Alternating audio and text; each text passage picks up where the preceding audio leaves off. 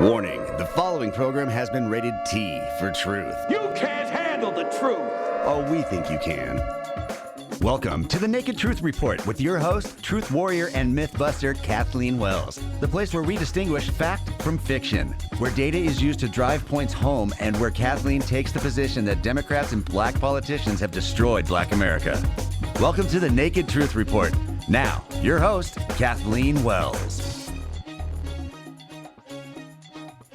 Hi, Truth Warriors and Mythbusters. It's me, Kathleen Wells, your host of the Naked Truth Report. I am so excited to have my guest today. I've been receiving his emails quite a while, and his emails contain articles that he's written for the front page. And actually, I've been reading them, and they're quite. I'm surprised I haven't had him on sooner, actually, because he's an expert on immigration. And you guys, you truth warriors know that immigration is the issue that got me to vote for Trump. When, I voted Democrat all my life, right?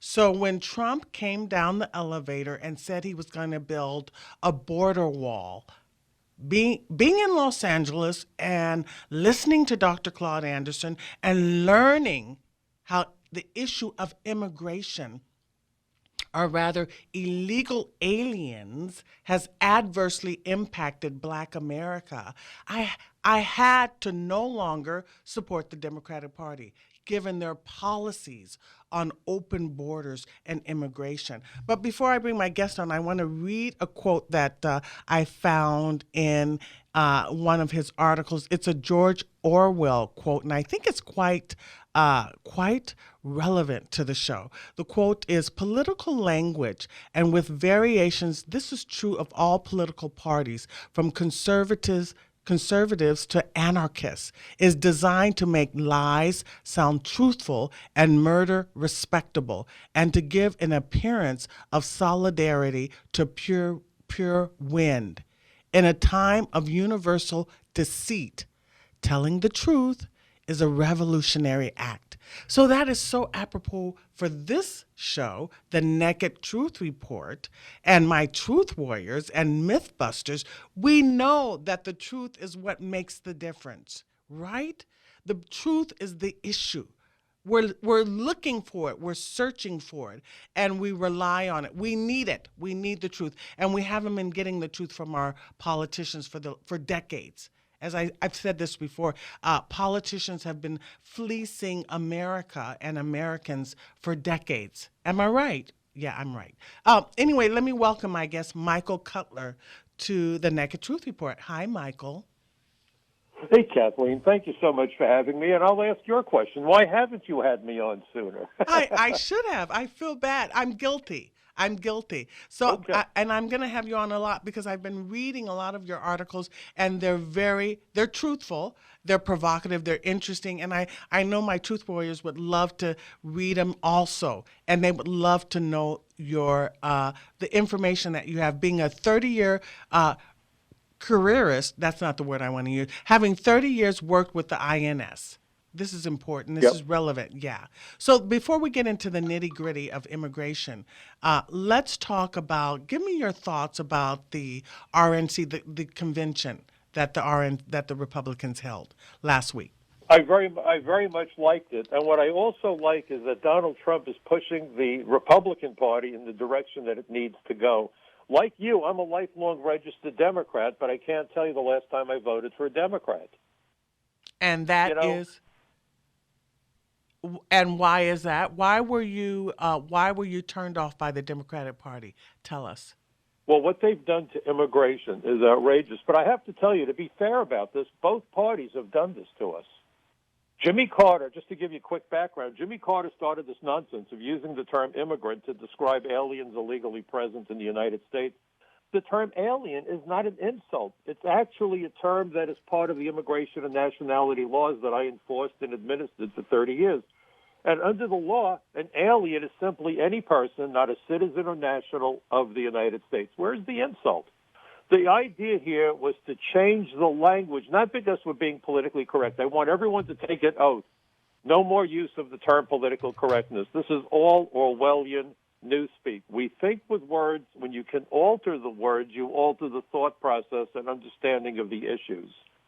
So if you should, God forbid, say we should keep anybody out of the country, since they're all immigrants, you're now anti-immigrant. So let me let you in on a little secret. That's not a secret.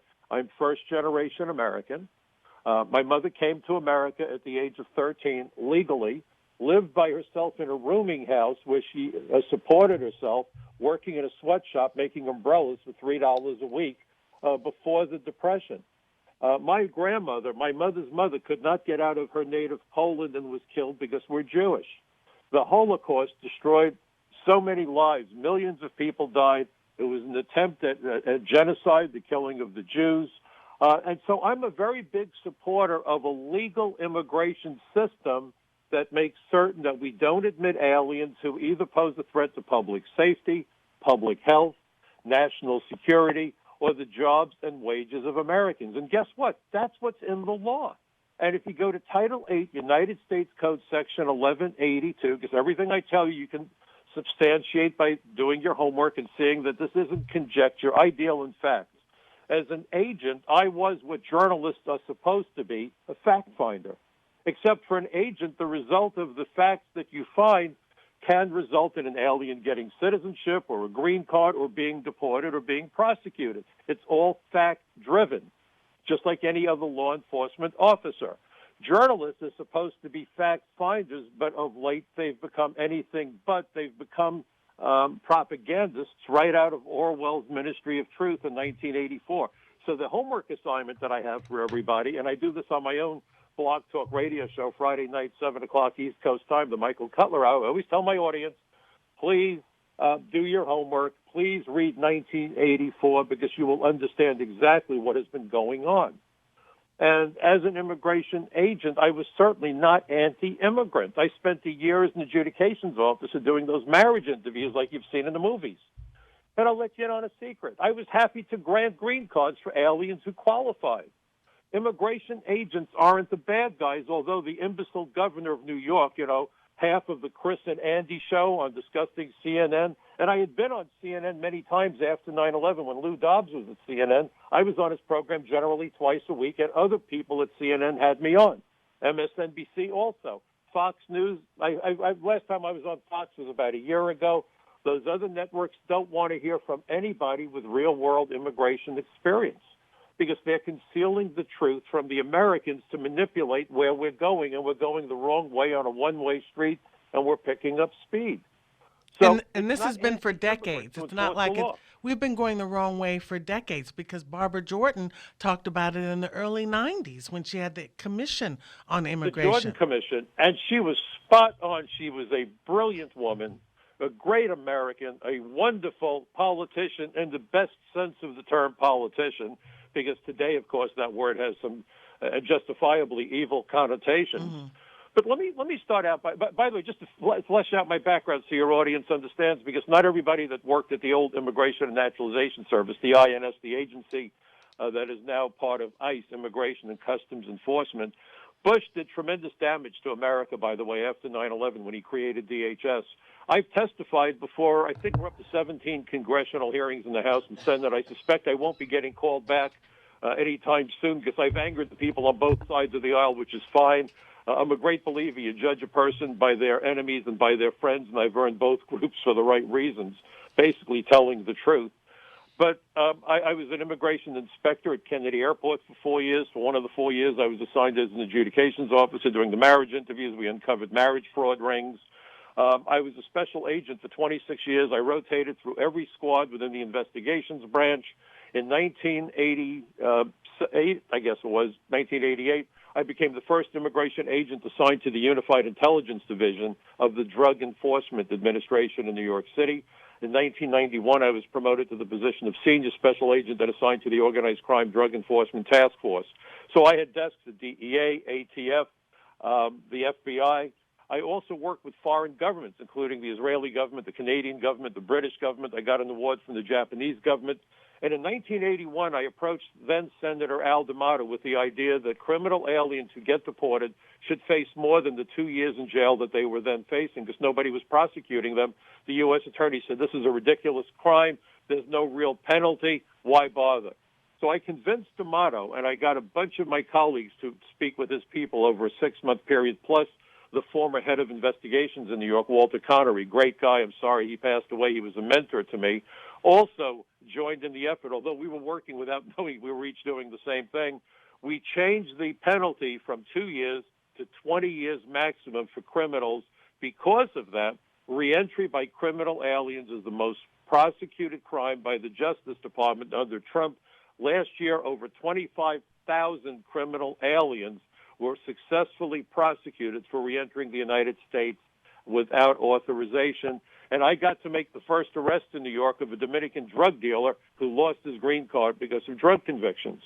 So understand that the immigration laws are designed to protect innocent lives and protect lawful immigrants. Criminal aliens are most likely to live within the ethnic immigrant communities that are most similar to their own backgrounds. And this isn't about Latinos or black or white or green or purple, because human nature is human nature. Every race, every religion, every ethnicity, every nationality has the good, the bad, and the ugly. My very first fraud case caused me to trip over a terror plot in Israel. We prevented the bombing of an oil refinery in that country. And I'm Jewish. I assure you I'm not an anti-Semite. But because of my working relationship with the Israelis, I came to arrest more criminal Israeli fugitives in the United States, including one individual wanted for murder back home. We sent him back. He was put on trial and found guilty and imprisoned for the murder of a prostitute. I arrested more Israeli criminals than anybody in the history of the New York field office. This isn't about race.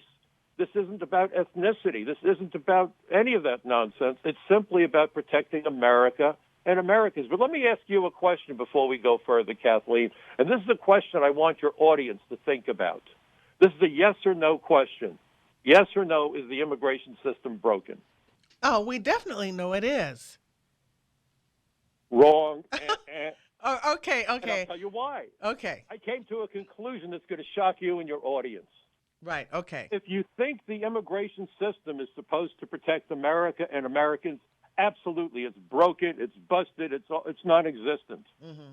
Okay? But remember what you said about giving an appearance of solidity to pure wind, okay? Mm-hmm. The immigration system has become the most efficient delivery system in the United States, this side of FedEx, UPS, and DHL combined.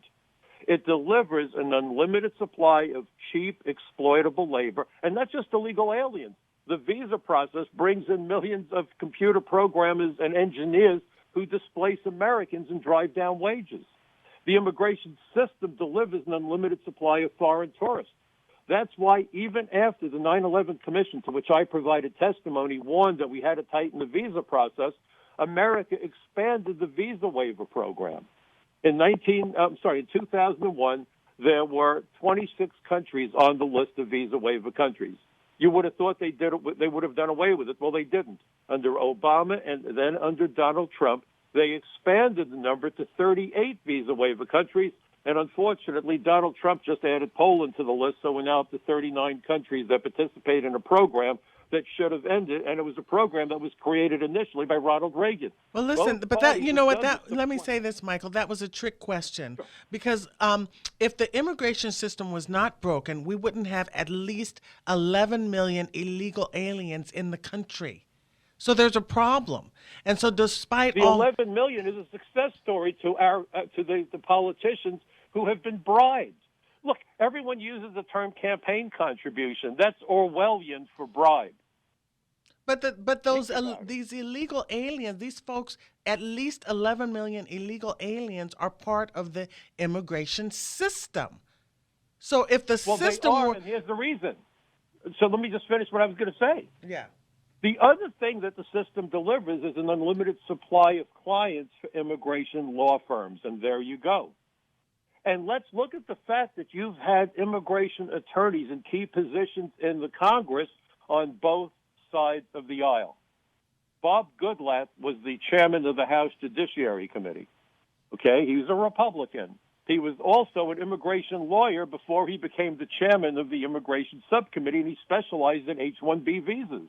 I had a 30-minute meeting with Bob a couple of years ago, and I asked him, why in the world are you so hell-bent on importing so many foreign workers into America from India? My first wife tragically died of cancer over 30 years ago. She was a brilliant programmer, Phi Beta Kappa graduate, MBA in computer science, member of the National Math Honor Society. Most of her colleagues had similar credentials, and they were all Americans of every race, every religion, men and women alike. They were brilliant. When I used to go to lunch with them, I felt like I should put on a dunce cap. Those people have lost their jobs to people from India. Well, guess why he did it? Because as an immigration lawyer, he and his friends wanted to bring in foreign workers so they could get their legal fees. And then he told me something that I didn't know because he was so arrogant. He said, Mr. Cutler, my son knows a lot about computers, and he would love to bring in tens of thousands of brilliant Indian programmers. They even had a woman working on the Judiciary Committee who was from India, or at least her family was from India originally. I looked up Bobby Goodlatte, and you can do this also, folks. Look it up. Bobby Goodlatte got his start with Zuckerberg at Facebook, and he's made $1 gazillion by importing foreign workers from India. This is how you destroy the middle class. Alan Greenspan testified for the despicable Chuck Schumer. Oh, wait, did you say that Bobby Goodlatte is Senator Goodlatte's son, and he works with Mark Zuckerberg for Facebook? He did. That's where he got his start. This is the issue for me. This is the issue for me. Go ahead. The issue is that all this work that you've done for the decades and 30 years, and all the work that Barbara Jordan, all the commissions and all, you testify before the Congress for years, or, after 9/11. And Barbara Jordan had all the commission. Yeah, and Barbara Jordan had her commission. It's despite the evidence, despite the truth, the politicians are working against the interest of the American people, and that's the bottom line. Absolutely. That's the bottom line. And that's why President Trump was elected. And that's why he's so hated and being accused of everything under the sun. And that's why the Republicans didn't give him the money to build the wall during the first 2 years when the Republicans had control over both houses. And also the media is working against, the media is in cahoots. Absolutely. Yeah. But so I want to read something that Greenspan said. I watched this hearing. I was a regular on a radio show the next day. I was so angry. And this young lady knows I have a twisted sense of humor. 30 years in law enforcement will do that to you. If you lose your sense of humor, your mind can't be far behind. And so I was infuriated by Greenspan because, number one, he talked about how illegal aliens, the undocumented, the American people don't like it, but they're a flexible labor source. They only minimally suppress the wages of American workers. When you minimally suppress the wage of the working poor, we have a new name for the working poor. We call them homeless. Think about that. Yeah, I've always tried to make that connection. I always say everything is interconnected and interrelated. I've said this on the show many times that we have the large swath or large percentage of homeless people because of illegal aliens. A lot of radio hosts even legal, and I'll tell you why legal as well. Okay. But I just want to interrupt and say that a lot of people say, "Oh, homeless people are on drugs and they're on they're alcoholics or they're mentally unstable." That may be one component for some, but also you have people who have lost their jobs because of high immigration and illegal aliens. Yes. Yes, and Dan Rather did a report called No Thanks for Everything, and he focused on computer programmers who had their MBAs, master's degrees, were fired and replaced by foreign workers and could not get another job. Now, where are you going to go if you're making $15 an hour flipping hamburgers? You're not going to be able to keep your house. It's $30,000 a year. Now, I happen to agree with a minimum wage of $15 an hour. I have conservative friends, and they are indeed my friends, and we disagree. And that's what makes America healthy and safe when we can disagree, not this cancel culture insanity that's a threat to democracy. It's an arrow into the heart of our great nation. So understand the point. $15 an hour is not the kind of a wage that you can support yourself and your family on. And if you keep flooding America with more workers, they will, number one, displace Americans. Number two, they will suppress wages because labor is just like any other commodity. This is about supply and demand. Number three, they need someplace to sleep. So you have more people chasing apartments If you have more people chasing the apartments, what happens to the price of the rental? It goes up. It's supply and demand. It's fundamental economics. So wages are being suppressed and jobs are being lost, and the price of an apartment is going through the roof. There's your homeless problem in a nutshell. Right, and so that's item number one. And I know you're in Greenspan. I know you're in Brooklyn. We're in Los Angeles. Homelessness is the major issue. I think it's increased over 75% in the last couple of years. The other issue I want to talk about, this is a word that I rarely use, and I want to start using it more, is freedom. Okay. That word freedom. Absolutely. Yeah, I need to use it more. I don't use it. You guys know I'm going to start using that word freedom. And what is freedom? And why it's important. So the article that you wrote is Radical Democrats Have Become Adversaries of Freedom. And you drew a parallel in your article to JFK's speech before Congress in 1971. So talk about it. Sure, I will. But I just want to quickly say one thing about Greenspan, because I won't forgive myself if I can't read this quote to you, and then I want to talk about my latest article that you're mentioning. Okay. Because Greenspan said that there was a solution to wage inequality. It was importing foreign workers to drive down the wages of highly skilled Americans. Think about the chutzpah, as we say in Brooklyn, to say that. So I want to use his own words. So he talks about the need for many more H-1B visas, because that's what Bill Gates wants, that we don't have Americans to do the job, which is nonsense. And then he says this. This is the reason why it'd be good for us to bring in lots of H-1Bs. First, skilled workers and their families form new households. They will of necessity move into vacant housing units, the current glut of which is the price of American homes. Vacant housing units. Can't you see the Norman Rockwell painting of an American home lost to foreclosure? Amazing. But then he goes on and says, and of course, house price declines are a major factor in mortgage foreclosures and the plunge in value of the vast quantity of U.S. mortgage-backed securities that has contributed substantially to the disabling of our banking system. That's a lie. His subprime mortgages disabled the banking system. But then we get to the second paragraph, and this is where I went ballistic. And when I was on the radio show the next morning, I said that when I witnessed Greenspan testify, I knew I was witnessing a first. And the young lady whose show I was on said, Mike, I'm afraid to ask, well, what kind of a first was it? I said it was the first time I'd ever seen someone testify who was suffering from rigor mortis. She couldn't stop laughing. But that's what I think of Alan Greenspan, because this is what he said. Listen carefully. The second bonus, that is, the flooding America with foreign high-tech workers. The second bonus would address the increasing concentration of income in this country. In other words, someone's making too much money, folks, right? Greatly expanding our quotas for the highly skilled would lower the wage premiums of the skilled over the lesser skilled. Skill shortages in America exist because we're shielding our skilled labor force from world competition. Quotas have been substituted for the wage pricing mechanism, and in the process, we have created, and you're going to love this way he describes middle-class, highly trained workers. We have created a privileged elite. Does that not infuriate you? Mm-hmm. Whose incomes are being supported at non-competitively high levels by immigration quotas on skilled professionals. Eliminating such restrictions would reduce at least some of our income inequality. So in other words, the solution to wage inequality between America's working poor and the middle class is to get rid of the middle class. Mm-hmm. In other words, all these talking heads, all these experts in D.C. are working against the American people. That's the bottom line. To do so. Yeah, and they get paid to do so. Yeah, and that's right. But think about it. Lobbyists are disgusting, but who works for the lobbyists? The politicians. Think of the employer-employer relationship. The employer writes the check. The employee cashes the check. And then you have these lying politicians, forgive the redundancy, who say, oh, I don't take PAC money. I don't take political action committee. Well, maybe they don't, but the party does. And the party Michael, there's my music. The money to the politicians to do their bidding. Okay, there's my music, Michael.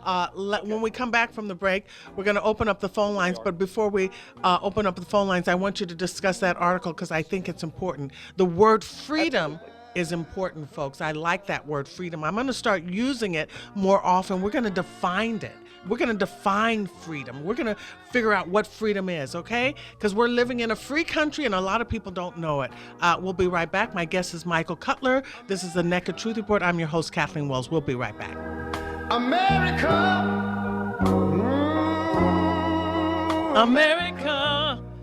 Welcome back. This is the Naked Truth Report. My guest is Michael Cutler. I'm so glad to have him on the show. I should have had him on a lot sooner, but I'm glad he's here now. So, Michael, talk to me about your article for Front Page Magazine titled Radical Sure. Democrats Have Become Adversaries of Freedom. Talk to me about that. Well, sure. You know, there was a criticism of President Trump because of his dealings with NATO, trying to get our allies to pay their fair share. That goes back to Eisenhower, who's one of my all-time favorite presidents. He created NATO and said, wait a minute, our allies are becoming freeloaders.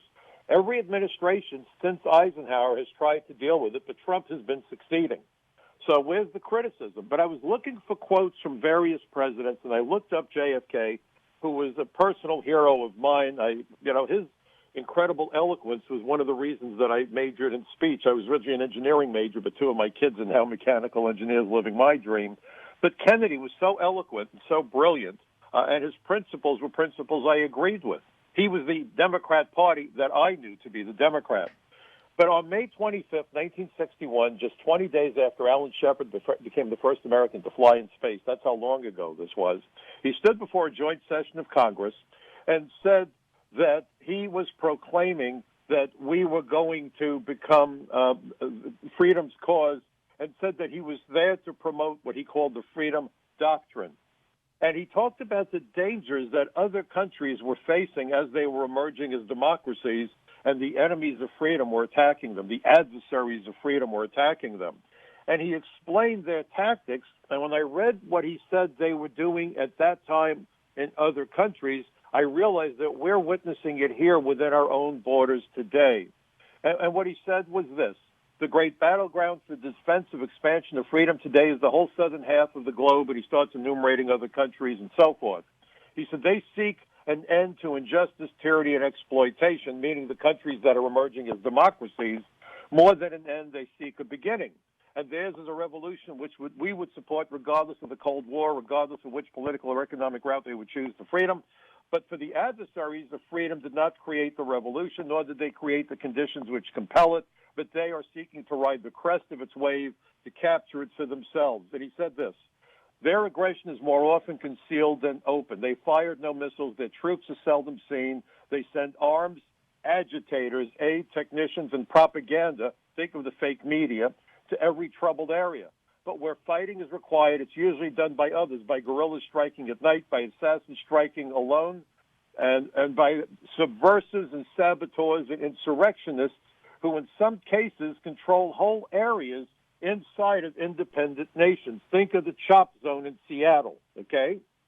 And then he said this: they possess a powerful intercontinental striking force, large forces of a conventional war, a well-trained underground in nearly every country, the power to conscript talent and manpower for any purpose, the capacity for quick decisions, a closed society without dissent or free information. Again, think of the media today, folks, and long experience in the techniques of violence and subversion. Think of the rioting. They make the most of their scientific successes, their economic progress, and their pose as a foe of colonialism and a friend of popular revolution. Remember how AOC, I call her Alexandria the barmaid, said that she was opposed to colonialism, the very same word, right? Mm-hmm. And then they say this: they prey on unstable or unpopular governments. Who has been trying to make our government unpopular? Mm-hmm. The people that deny the legitimacy of the Trump administration, the mm-hmm. Trump presidency. Mm-hmm. And then they say this: they prey on unstable or unpopular governments, unsealed or unknown boundaries. In other words, no borders, no immigration control, unfilled hopes, convulsive change, massive poverty, illiteracy, unrest, and frustration. How many people that enter America today are illiterate, unable to read, write, not only English, but any language? And a quick point that I want to make, and this is vital: the 11 million you spoke of wouldn't be 11 million. First of all, many universities, including MIT, Princeton, and others, have said there's probably 25 million. I think it's closer to 30. But this is the number nobody talks about, so you know that Joe Biden's a liar. I'm going to create more jobs and better-paying jobs. If we legalize 30 million illegal aliens, I think the number will be higher. I'm being very conservative here. Reagan said 1 million. We wound up with almost 4 million. The number no one talks about is how many children they would immediately be able to bring to America. Under the law, once you get lawful status, you are entitled to bring every single one of your children who are under the age of 21 and your spouses. So if you have somebody who has 9 kids within a year, those 9 kids are going to be here. If, let's say, only 4 children per alien come to America and we legalize 30 million, you're looking at an influx, fasten your seatbelts, of 120 million children who would immediately be enrolled in schools that are failing our kids today.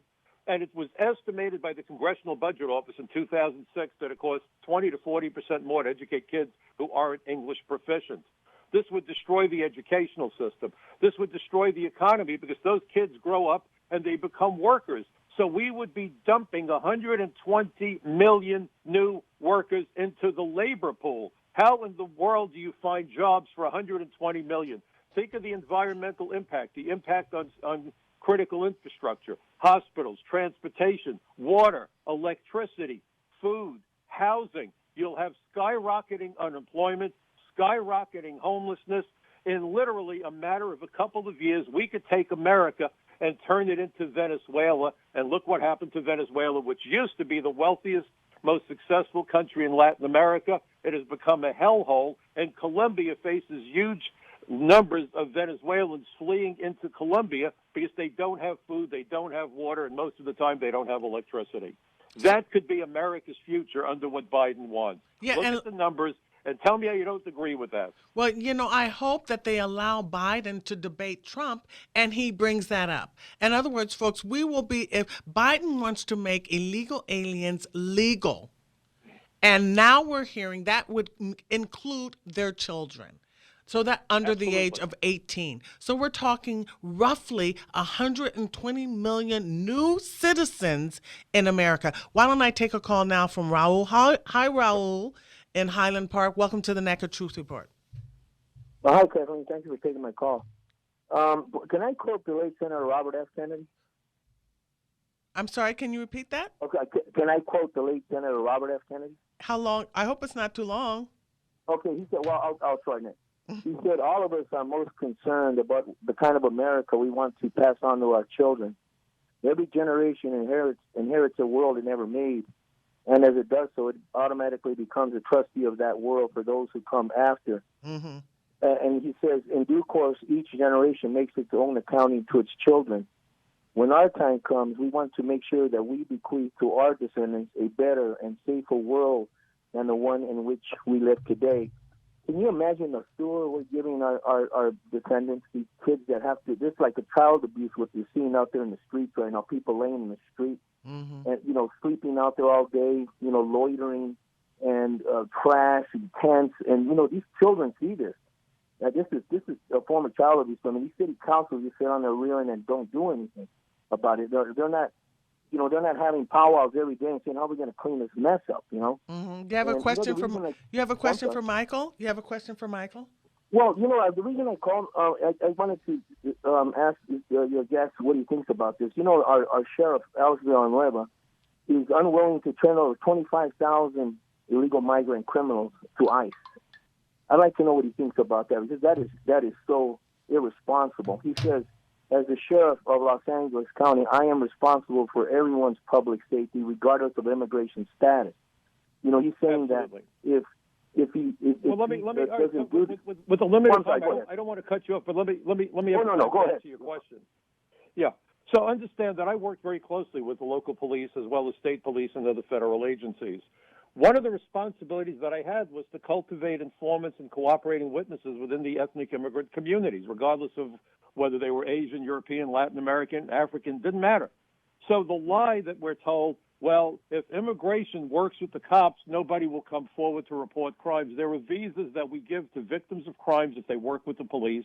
There are visas that we provide to aliens, even if they're here illegally, if they give us information that leads to the dismantling of significant criminal or terrorist organizations. Immigration is a major tool. And most likely the victims of criminal aliens are the members of the immigrant communities themselves. So again, these are the lies that people are telling you to get people to believe, oh, this is a smart thing to do. It's a deadly thing to do. And we've seen so many instances. I began investigating MS-13 in New York. I was the first agent to start going after them from the INS back in 1991. That long ago. It was a minor problem. but Obama's unaccompanied minor program flooded America with MS-13. And so we've had members of MS-13, Asian organized crime, I don't care what, the Italian mob, Israeli mob, go out and kill people. Why in the world would you release someone who could be deported to prevent them from committing more crimes? In my judgment, any sheriff or any politician who does not honor an ICE detainer and someone is injured or killed, that official should be prosecuted as being part of, if you want to call it a conspiracy, or at least obstruction of justice. How's that for an idea? Okay, Carlos, welcome to the Naked Truth Report. Yeah. Good evening. Well, in 1964, Democratic Senator Jacob Javits, Ted Kennedy, and Collier all started encouraging the rhetoric to bring massive amounts of people into migrations of people to the United States. One of them was to use them as cheap labor, also to merge the cultures and create culture wars, but also so that people and the merging of various races, so that Americans here will start losing their identity, becoming a melting pot. But this identity, of course, would lead to the dissolution of borders. But is there, Mr. Michael, also a genetic agenda behind this? Let's remember that there are groups of people way at the top who consider themselves the master race, who do not mix genetically, but they want everybody else to mix. So is that part of this agenda? No, I don't see that. By the way, for the record, Javits was a Republican, not a Democrat. Both parties have been involved in open borders. This has been primarily driven by economics. It's about cheap labor. By the way, this also is about the drug trade. Isn't it remarkable that cigarette commercials have been very effective in cutting down how many people smoke? When was the last time you saw an effective commercial warning people about the dangers of narcotics? If you took drug money out of banking, Wall Street, and real estate, they'd go bankrupt. So this is a level of corruption that I never thought that I would see happen in these United States of America. In New York, they're giving driver's licenses to illegal aliens and not even providing the information to the Department of to Immigration or the Border Patrol, but they are providing similar information to the Canadian border authorities by Governor Cuomo. Understand that the 9/11 hijackers, 19 individuals used over 360 false names, including driver's licenses, to conceal their movements around the country. And while we worry about airplanes, and you go through hell to get on an airplane, not so much today because of COVID, but realize that since 9/11, I'm not aware of a single airplane used in a hijacking, but how many motor vehicles have been used in terror attacks around the world, including on the west side of New York City, where an individual who came to America rented a truck and mowed down bicyclists on the West Side Highway just a couple blocks from the World Trade Center location. So the politicians are acting in ways that defy and oppose the findings and recommendations of the 9/11 Commission. And every time President Trump has tried to make them accountable, the courts have gotten in the way to block him. This is a suicidal set of policies. You would think that every politician would have to adhere to the findings and recommendations of the 9/11 Commission. So one of the questions I'd love to see the journalists ask Biden, and I call it Chameleon Harris, because she changes her position depending on which way the political winds are blowing. Have they read the 9/11 Commission reports? And if they did, I'd like for them to explain how their immigration proposals, and by the way, providing also free health care and free education for illegal aliens, which would turn America into the world's emergency room, how that's consistent, do they think, with the findings of the 9/11 Commission as we approach the 19th anniversary of the terror attack. One other point to be made. Think about this. This is the 19th anniversary. That means that for the first time there will be American citizens voting in a presidential election who may have been born after the terror attacks, and they know just about nothing about it. Mm-hmm. Okay, why don't we take a call from Don now in Los Angeles. Sure. Hi, Don. Welcome to the Naked Truth Report. Oh, it's so great to be on with you guys. Kathleen, Michael, you are like fiery prophets of a gospel of truth. You just blow me away. You know, there's only one version of the truth, Don. I wish we could clone you and make 1 million of you. I've heard that before. Gosh, thank you so much, though. I am just so blown away. Yeah, I remember when Superman was on TV, they called it, he was fighting for truth, justice, and the American way. I think that's what you guys are doing. Bravo.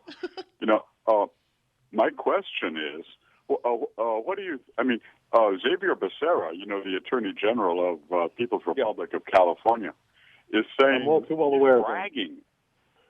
Yeah, he brags that there's 10 million illegals in California alone. I know. I've heard so that too. Yeah. What an accomplishment! What an accomplishment! Yeah. Like why don't they make him accountable for the harm that it does? Yeah, wouldn't that be something? My question is, real quickly, what do you think of Mr. Trump's immigration plan of a point-based system, like they use in, I believe he said in New Zealand, Australia, Canada, a number of democratic countries. Let me answer that. I think it's good, but we've got to be careful that we're not letting in highly skilled workers when we have enough Americans to do the work. You're labeled anti-immigrant if you suggest that we put a limit on how many people we invite. So let me ask you a question. Have you ever had a dinner for, whether it was Thanksgiving, Easter, Passover, Christmas, a wedding, a graduation party, and you said, gee whiz, there were too many people on the list. I like them all. I love them all, but I have to cut some of the names out because I just don't have the money to put everybody at a table at this party. I'm sure we've all been there. Yeah. And isn't that the situation America is in today? So it's not that we dislike people, that we don't want them to come, but we can't have the whole world come to America. Think of America as a lifeboat. If you put too many people in the lifeboat capsizes and everybody drowns. We have to be mindful, and if you look at the national deficit and the unemployment and the impact of COVID and homelessness, we have to be mindful that America is a country of limitations, just as we are people of limitations. There's nothing anti-immigrant about drawing a line, that line being our border. And by the way, we're a country of 50 border states, not just 4 border states. Any state that lies on the northern and southern borders has access to our 95,000 miles of coastline or has an international airport. Those are all border states. We're a nation of 50 border states. The solution is more interior enforcement of the immigration laws. I agreed with the fence on the wall. With the wall on the border, rather. But by the way, it's not designed to stop people from entering. I compare the wall on the border to the velvet rope at the bank. It guides the customers to the next teller. The purpose for the border wall isn't to stop people from coming to America. It's just to make sure they go through a port of entry so they can be vetted and a registration created of their entry. But we need to focus also on interior enforcement. I also compare the border wall to a wing on an airplane. Without the wing, the airplane doesn't fly, but a wing by itself goes nowhere. Interior enforcement is the key. We've never had it, again, because immigration is designed to allow what's happening to happen. And if the president really wants to fix it, start with interior enforcement once the wall is completed. Okay, well, actually, you should do it before the wall is completed. Okay, Michael, we have 2 more minutes. I just want to wind up and say that you have a blog talk radio show on Fridays, the Michael Cutler Show. They can just Michael Cutler Hour. Yeah, how can they? I also work with Team DML, DMLnews.com. I do podcasts for him, but that's a subscription service. My own website is Michael Cutler, Cutler, michaelcutler.net. Please check that out and get involved. Democracy is not a spectator sport. Yeah, democracy is not a spectator sport. And so you work with Dennis Michael Lynch, right?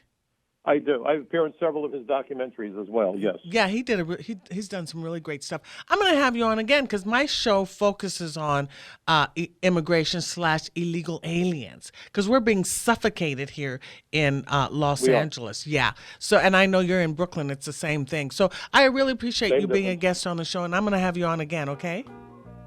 Take me, I'm yours. Thank you so much for having me. Stay well and be safe. You too. Thank you very much. We'll see you next week, folks. Let's see. I think next week I'm going to have a show that I pre-recorded with Diamond and Silk. Yeah, that's going to be a good thing. We'll be on next week with Diamond and Silk. So thanks for listening, folks. I appreciate it. I love that RNC convention. Did you? It was fantastic. Okay, see you next week.